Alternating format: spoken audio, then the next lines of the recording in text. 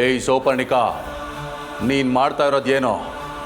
ಯಾಕೆ ಕಾಣಿಸ್ತಿಲ್ವಾ? ನಿನ್ನ ಕಣ್ಗಳೇನು ಬತ್ತೋಗಿದ್ಯಾ? ಏಯ್, ನಿನ್ನ ಸೊಕ್ಕೆಲ್ಲ ನನ್ನ ಹತ್ರ ಇಟ್ಕೋಬೇಡ. ಸೊಕ್ಕಿರೋದು ನನಗಲ್ಲ, ನಿನಗೆ.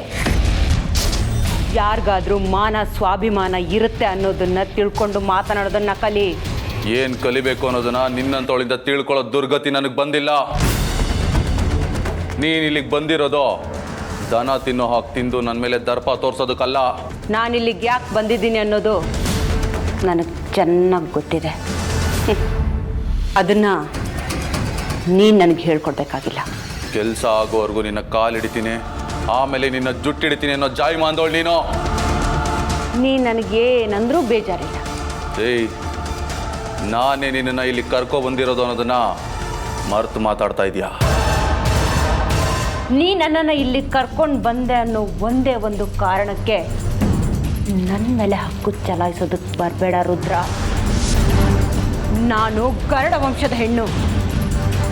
ನಿನ್ನಂಥವ್ರನ್ನ ಆಳಿ ಅಭ್ಯಾಸನೇ ಹೊರತು ನಿನ್ನಂಥವ್ರ ಮುಂದೆ ತಲೆ ತಗ್ಸಿ ಕೈ ಕಟ್ಟಿ ನಿಲ್ಲೋಳಲ್ಲ ಈ ಸೌಪರ್ಣಿಕಾ.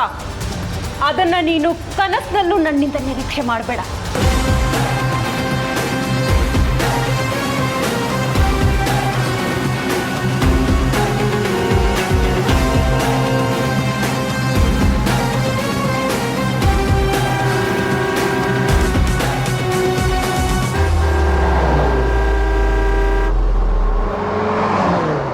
ಯಾಕೆ ಭಯ ಇಲ್ಲಿ ನಿಲ್ಲಿಸ್ತೆ?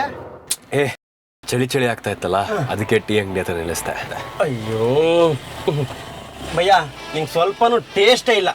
ಯಾಕೋ? ಚಳಿ ಚಳಿ ಆದ್ರೆ ಯಾರಾದ್ರೂ ಟೀ ಅಂಗಡಿ ಹತ್ರ ಗಾಡಿ ನಿಲ್ಲಿಸ್ತಾರಾ? ಮತ್ತೆ ಗುಂಡು ವೈನ್ ಶಾಪ್ ಹತ್ರ ಗಾಡಿ ನಿಲ್ಸಿದ್ರೆ ಕ್ವಾಟ್ರು ಜೊತೆಗೆ ವಾಟ್ರು, ಒಳಗಡೆ ಎಲ್ಲ ಬಿಸಿ, ಹೊರಗಡೆ ಮಾತ್ರ ಚಳಿ. ಹುಡುಗ ಆಗುವನು ಗಂಡು ಅಂತ ಆಡ್ಕೊಂಡು ಫುಲ್ಲು ಬಿಸಿಯಾಗಿರ್ಬೋದಾಯ್ತು. ಬೇಡ ಬಿಡಪ್ಪ, ನೀನು ಗುರಾಯಿಸ್ತಾ ಇರೋ ಸ್ಟೈಲ್ ನೋಡಿದ್ರೆ ಬೇಜಾನ್ ಬತಾಸ್ ಕೊಡೋ ಎಲ್ಲ ಐಡಿಯಾನು ಮಾಡಿಕೊಂಡಿದ್ಯಾ ಅನ್ಸುತ್ತೆ. ಬೇಡ ಬಿಡು.